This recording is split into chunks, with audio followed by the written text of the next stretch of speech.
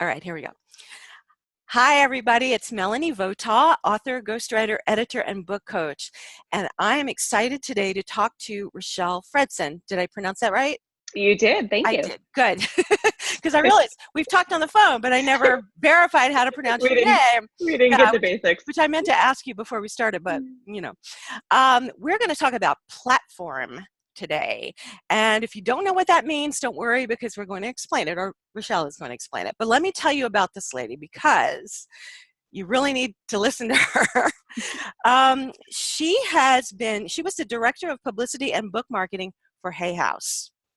She promoted and launched products by some of the highest grossing nonfiction authors, including Louise Hay, Wayne Dyer, Dr. Christiane Northrup, Gabrielle Bernstein, Chris Carr, Joy Bauer, and many others.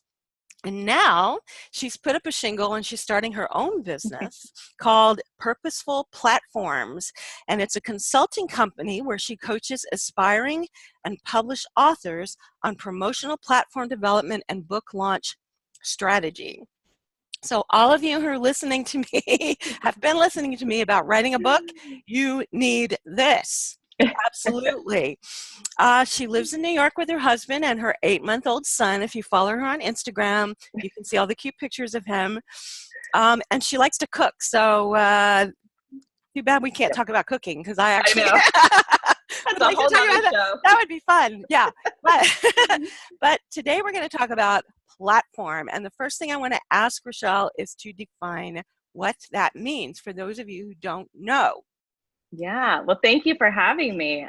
This is a thrill. Platform is basically any channel that supports the promotion of your work. So when I think of platform and the channels that I work in the most, we're looking at social media and we're looking at email database. That can also involve publicity if we're looking for overall saturation of your message. So if we're looking at self-help books specifically, the most impactful platforms for you are going to be Facebook, Instagram, and your email database. So all of which to say take time to build. And I think we're going to talk about some ways to get started with all of those things. Yes, that's my next question. As I mentioned to you before we started, the people who are listening to this are going to be at different places. Some of them have already written a book and published one. Some are just thinking about writing a book and don't have any platform at all. But I find that the majority of people who work with me don't have a platform or don't have very much of a platform, and they don't really know how to get started. And frankly, I need help with this too. So I'm really excited to learn more about it. Well, everyone can always use the help, because even experienced authors need to pivot and tweak all the time as their message changes and expands. So this information is really good for anyone, no matter where they are. That's true. And also things change a bit occasionally, right? In terms of social media. So, I would say about every 6 months, we look at the statistics of what's really working and dive into the analytics. And about every 6 months, you see a shift over what's working and what's not. And certain channels take favor over others. So it's really good to, stay on top of what's working. Wow. Okay. It's a fast world. Yeah, it is. So what do you recommend that someone at a beginner level does to really get the platform started? Yeah, I would start with the basic of looking at who you're talking to. So it doesn't matter what channel you're operating in, you really want to start by building what we call your customer avatar. So it's taking a look at, not only the demographic of your customer or your tribe, it's really taking a look at how they live their life, what problems you're solving for them. So that's why I love the self-help space. Everyone's a change maker. Everyone is out there to do good, to better someone's life. And that's the best content to work with. So it's taking a step back and saying, what challenges does my audience have? Like, list them out. What struggles are they having in their daily life? How am I bringing relief to them? And why should they trust me? So platform building is really about trust, because you want people to keep coming back. You want them to trust your wisdom. So the trust factor is really huge. And you really achieve that through always teaching, always contributing content. It's really the basis of content marketing. So customer avatars are the very first step in figuring out, who am I talking to? Seth Godin said it great. He said, everyone is not your customer. If you're talking to everyone, you're missing the boat, because it's diluting the message. The more specific you can get with who you're helping, the better. So I always say, start with your list of who that person is. You know, if even like we talked about vision boarding, even if you put a face to who that customer is, right? And have 3 or 4 different customer types, and say, these are the people I'm out to help every day with my work, and speak to them every time, whether it's a social media post or it's a newsletter, you're sending out an email, whatever, you're always speaking to that group of people, because it's going to make your message so much more powerful. Yeah, I've come up with profiles of people, and even gotten a bit detailed, as if I were writing a character in a novel. And Perfect. it just helps, because then I feel like I can speak to that person. That's right. And It's like humanizing a process that sometimes feels a little bit mechanical. mm-hmm. And creating a customer avatar really on the front end while people are still writing their book is really valuable, because it helps, you know, mold the information that you're putting into the book, which then makes it even more marketable on the back end. Absolutely. One of the things I tell people, you've got to keep your book targeted towards the reader, and you have to know who that is. You have to know what they need. Exactly. I think, you know, what we really saw in sales in the last few years in the book marketplace is that the books that try and pack in too much various information don't sell as well as the ones that are about 1 or 2 specific topics, because people want to buy a book that they know the majority of the content applies to them specifically, as opposed to sort of a mishmash book where they think, oh, maybe only a chapter or 2 is really going to apply. So the more specific you get, not only in your book copy, but in your marketing copy, the better. I have been hearing that, and that people want kind of systems. They want to feel like it's really well structured, but that's going into book structure, which is my thing that I love to talk about. Right, because you've got the deep dive people, and this applies in the book writing and also in any platform building, but you've got the people that are willing to take the deep dive, the people that have done the initial 101 work and are ready to really go deep. And then you've got the people that are the skimmers. And so they need something to pop out of them right away to keep them hooked. So, you know, book and marketing, same. Can you talk about that a little more? In terms of how do you approach that in terms of your platform building? Yeah, I mean, really, if we look at the website, for instance, you want the most impactful information you can have. We call it above the fold. So before anyone even has to scroll down, right at the top, you want to grab them right off the bat. You've got about 10 seconds for someone to really feel connected. And it's not a lot of time. So you don't want to be too wordy. You want to be really specific. And this is where the customer avatar comes into play. You want to be specific about the challenges they face and how you're going to help them right off the bat. So, you know, being that specific on the website, being that targeted in the way that you're posting content on social media, you know, just being really clear about, are you struggling with this? Like, let me help you. And then don't just say, let me help you.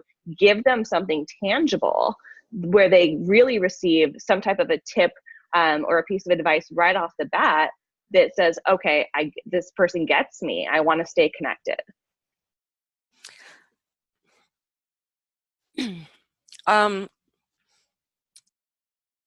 So we're talking about, I mean, how do you recommend people engage on Facebook? Yeah. I want to start by saying that I think we're definitely in a marketing culture where people are really worried about the big number, right? I need this many followers in order for anyone to pay attention to me, in order for a publisher to pay attention to you. I'll say that in my 15 years at Hay House, I looked at both. So we look at the number of followers you have, but we also look at how they're engaging. If you have 200,000 followers on Facebook and no one's engaging, then it's not worth a lot, really. Yeah. So first thing is put the big number out of your head. Just don't compare yourself. Don't feel like the pressure to get, to that number. Engaging, like you said, is where the magic happens. And that really happens through giving and being of service. A lot of people get caught up in worrying that they're giving away too much content. They're teaching too much for free. It doesn't matter. If you give and give and give content that really helps people, they'll always come back to make the purchase. So I like to think of what's one post a day that I can give a tip, give a little storytelling of something that I'm working on or I'm helping a client with that really will help the person on the other end. So it's really about giving. You don't need to overpost. Once a day is fine. If you can't come up with enough for once a day, every other day, do what feels comfortable. But it's really about giving and being of service, which shouldn't be news to anyone in the self-help space. But it's, really about providing some tangible advice and teaching and speaking with the voice that will help people in a bigger way. Should people, should they do this on a business page? Should they do a Facebook group? Should they have both? I mean, I have both. Yep. At this point. So definitely a business page. You want to start a profile if your business is you. If you're an author, you want to coin it under your name. And even if you want to go : whatever the book title is or whatever the business name is, it's typically better if you're one person to brand under your name, so you're not limited in topic. If you want to do a private Facebook group or something to that effect, that's great. It typically works better when you're running a program simultaneously where, getting admitted into the group is a perk. And you want to make that specific to whatever project you're working on. So if you have a new course or a new webinar or something a year from now, it would be titled under that private Facebook group. Mm-hmm. But the first place to start is by having a business page. So don't build your brand under your personal page. You really need to have a public business page. And do you think people should make videos or do Facebook Lives? Do you think that's really important? Yeah, I think that's probably the most impactful thing people can be doing on Facebook right now. Video is hugely impactful. Facebook Live is incredible for conversion to sales. So especially when we look at time to sell the book, Facebook Live is really instrumental. It also gives you an opportunity to let people experience your personality and connect with you in a bigger way. So, anyone can write a post, but really to be able to, come on video and connect with people is really magical. And I would say to not overthink it. I know a lot of us would probably film, delete, film, delete, film, delete. Now the light's not right, my hair, what's it doing? Yeah.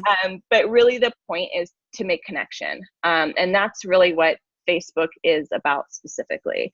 When we look at Instagram, 70% of people on Instagram are only looking at their Instagram stories.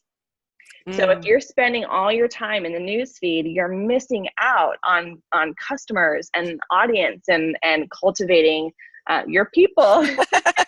I haven't done anything with the story at all. So yeah, and it's really easy to use.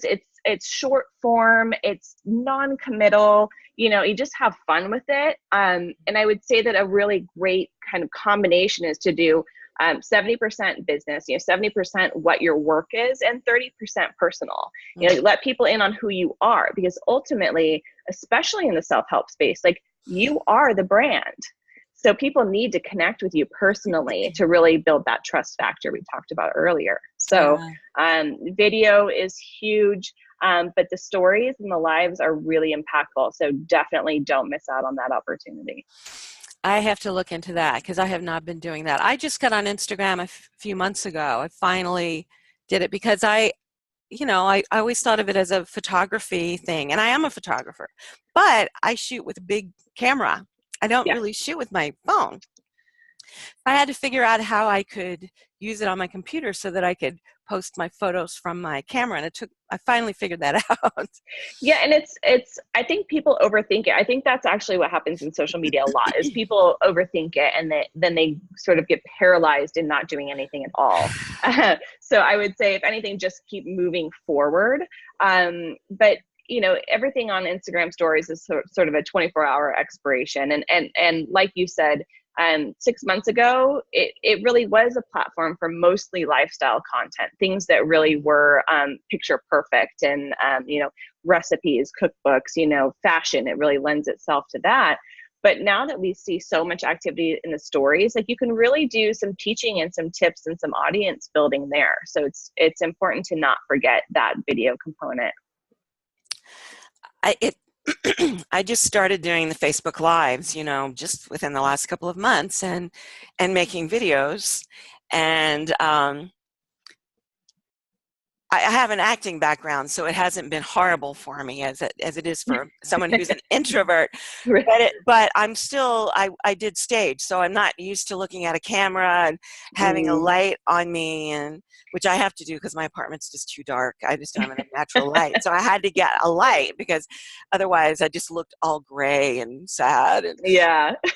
But yeah, it's been a learning curve. It's been really interesting. I'm finding that I'm starting to really enjoy it. So it's true. Once you let go a little bit, and once you see people responding, it's kind of like the right. perk you need to keep moving. But I think a good way to think of it too is there are people on the other end of the spectrum that are over posters. So this great marketer, Tyler McCall, has a great slogan. He says, "Don't turn dashes into dots." So every time you post an Instagram story, it shows a dash of what you've posted.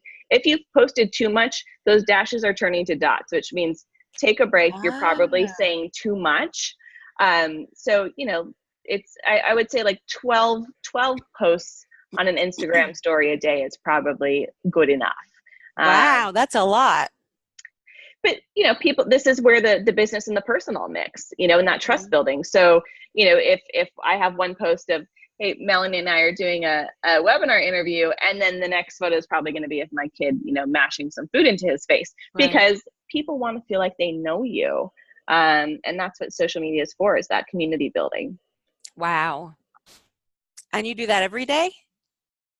I try to. But now with the new business, I'm switching over from all of my personal to the business. So I'm in the same boat as everyone watching this, that now I'm having to take my own advice and my own medicine, and I'm building my business platforms, whereas before everything was my personal. But yeah, I'm a poster on my personal page. So I just need to move it over. Wow. Okay. I have to really look at that Instagram story thing. I'm here. Oh my gosh, one more thing to do. I know. And another, a way to sort of bring relief with that too, and this is another, topic I talk about with my coaching clients, is like, you might want to make a list of themes, like give yourself a theme for the week, right? So it takes some pressure off if you have a general idea of the main talking points you want to make that week, and then fill everything else in with the fun stuff. But if you know that you're either selling a book, writing a book, selling a course, what have you, make sure you know when those posts where you're really going to ask for action to be taken are specifically scheduled on your own personal calendar, on a social media application. And then the rest of it you can just fill in with fun, and takes the pressure off. Okay. So I'm assuming that's one of the things that you do when you work with people who are building a platform. I do. Help them figure out when to do what. Yeah, and my background is real. I mean, I started in PR, so the content is my sweet spot. So I now have taken my expertise in content and my expertise in strategy and sort of married that up. So a lot of times when you're too close to the content, you have a hard time thinking of what's the next thing I should be talking about, or really what in all, in this 250-page book is something people haven't heard before, or what's going to connect. So that's sort of my lens, as I can go through and say, boom, boom, boom, boom, boom, let's focus on this for the week, month, what have you. And I give guidance on the content side. That's great, because, when I work with authors, I help them to hone in on their concept for their book. And very often with brainstorming, I can come up with a really good working title. Often it's the title that they stay with. Yeah. But for myself, oh Lord, so much harder. So much harder. It It's just really like, is hard when you're blind spot, Like, I can't tell you the like, number of times I've been on the phone with an author, even just like, in the past decade or more, where I go, this is it. Like, this is the topic. And they go, really? That? And it's yes, this is what people need. I can say, because from my experience, maybe this is what I've needed. The work that we do in nonfiction and self-help is personal work. It's intimate work. So, the more that you can have other people's input to draw on what is going to resonate, the better. Yeah, it's just, that myopia thing. It's just, and I think the emotional attachment that you have to it that just sort of blocks the mind. And I once was talking with someone working with her, and she had been trying to come up with a tagline for her business for 10 years, and I just popped something off, and she was just like, oh my God. It's been there the whole time. Yeah, and it was so easy for me to do that for her. Exactly. Well, that's why, I was talking to a girlfriend the other day, and she was having a problem in her life, and she was, if it was anything else, I would know, like, I need to hire support. I need to hire a coach to see outside of my lens. And she said, then it dawned on me, this is no different. Having your team is important in this process, because you only know what you know. And you can't possibly know the ins and outs and everything. So, you need a coach for this part of your business or this part of your book development. It's important. Yeah, absolutely. And, I think it's the same with writing. Writing a book, people think because they've written a paper or they can write a sentence, that means they can write a book. They really need guidance for that. It's true. And even down to the book proposal. I mean, we've talked about this before, God, yeah. But, it's the way you represent yourself in the proposal is the beginning of everything. It's and not everyone has, I keep saying that lens, but that lens, to look through, to know exactly what someone on the other end is looking for. I have very, very rarely seen anybody who's never written a book proposal before nail it the first time they try doing it. It's exceedingly rare. In fact, I can count on 2 fingers the times I've seen that happen.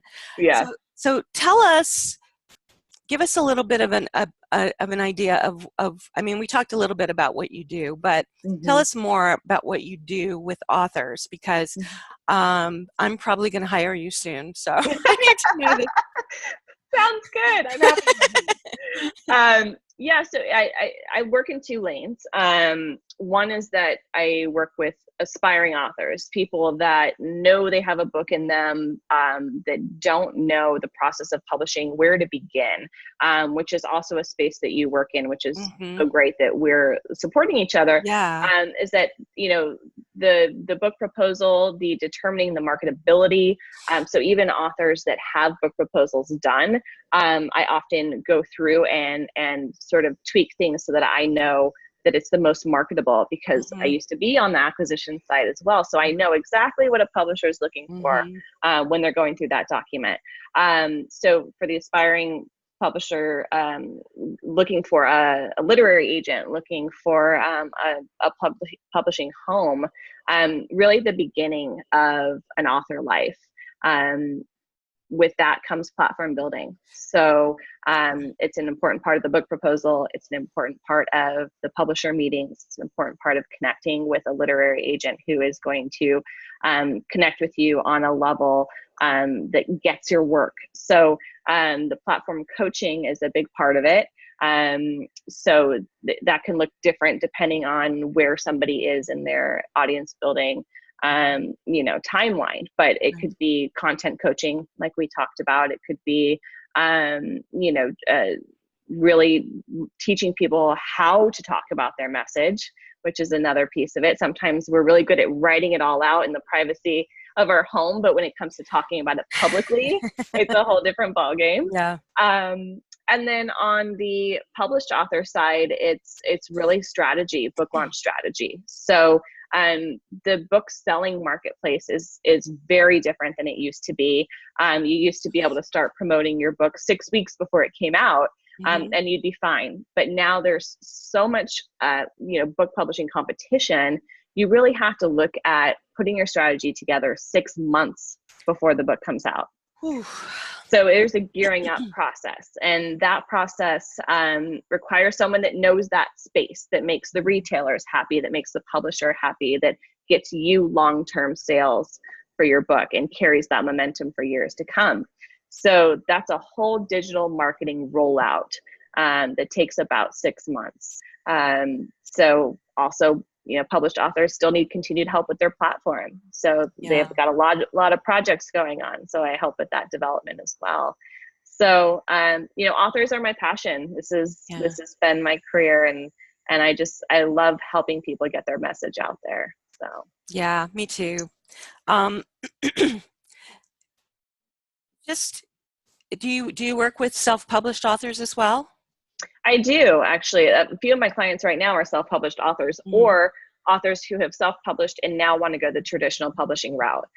So it's getting them to understand the process for that, and helping them find the agent in that publishing home. So, I'm lucky enough to have all those relationships, and know, the best sort of marriage between the author and an agent or a publishing home. So, it's fun to help build those relationships. I think a lot of people who self-publish think, oh, I don't need a platform since I'm self-publishing because, I don't have to worry about getting a publisher to pay attention, but they need a platform even more. Well, and I had a conversation with somebody about this recently. She said she didn't have much of a platform, a couple hundred people on Facebook, a couple hundred on Instagram, no significant email subscriber list. And she says, I'm going to self-publish. And she's a friend of mine, so I can tell the story. And I said, but who's going to buy it? That it's almost more of a risk to self-publish without a platform, because nobody's going to know it's there. So the platform development is incredibly important for self-help or self-published authors, because you have to do all the work on your own.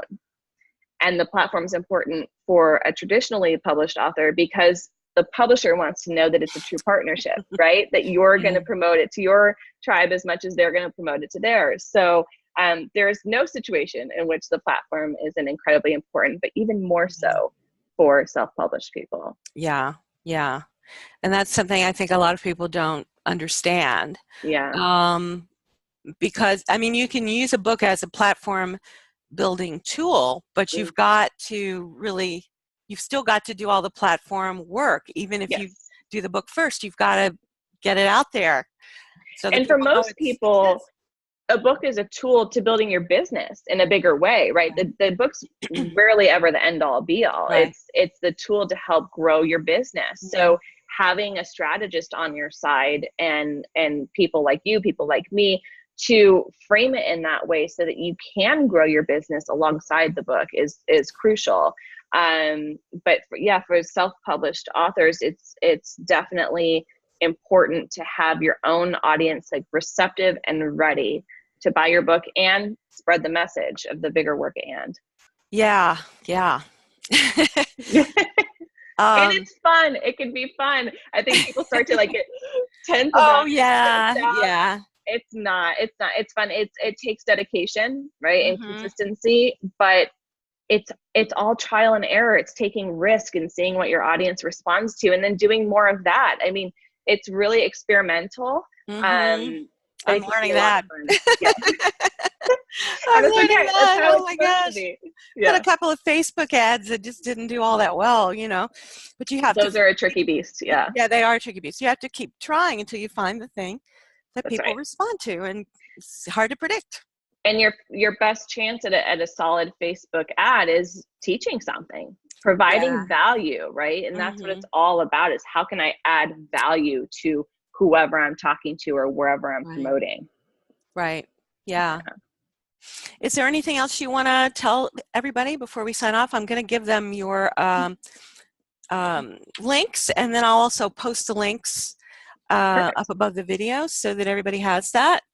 Your website is purposefulplatforms.com, and I think the website's still being built as of this moment while we're speaking, but the landing page is up, but the full site will be ready probably end of November, but there's some good information for you there now.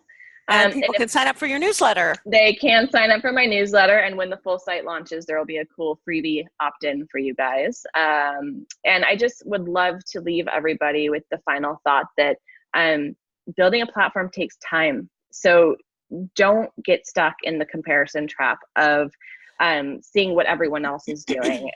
And with that, know that there's space for everybody.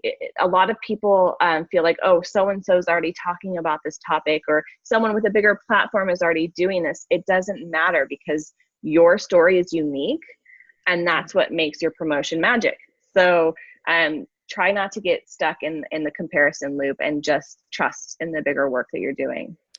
Yeah, thanks for saying that. That's a tough one. And people forget that often if a topic has other books out there that are successful, that's actually good news. Yeah. I call this, people used to say that all the time. They go, but oh, Wayne's already talking about this, or Gabby's talking about this, Chris Northrup's talking about this. I said, this is like a spiritual or a self-help smorgasbord, because what resonates with one person won't resonate with the next. And really, everyone's talking about age-old principles just through their own lens. So, right, hardly anything's new anymore unless you're doing health research, science. If you're a doctor and there's something new on the horizon, that's incredible. But a lot of people are talking about principles that have been talked about for a long time, but through your own unique view.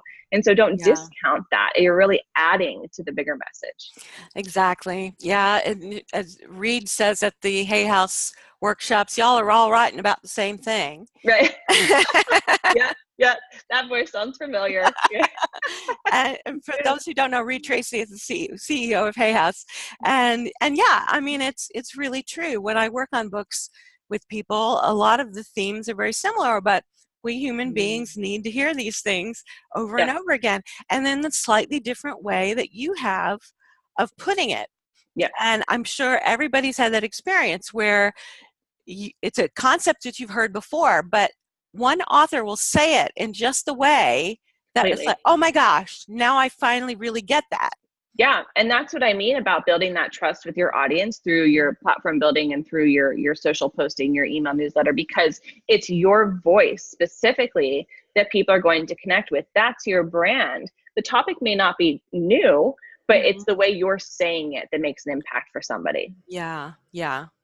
Well, Richelle, thank you so much. Thank you so much. It was so much fun to talk with you, and I know this is going to be really helpful for people, and I can't wait to start getting your newsletter.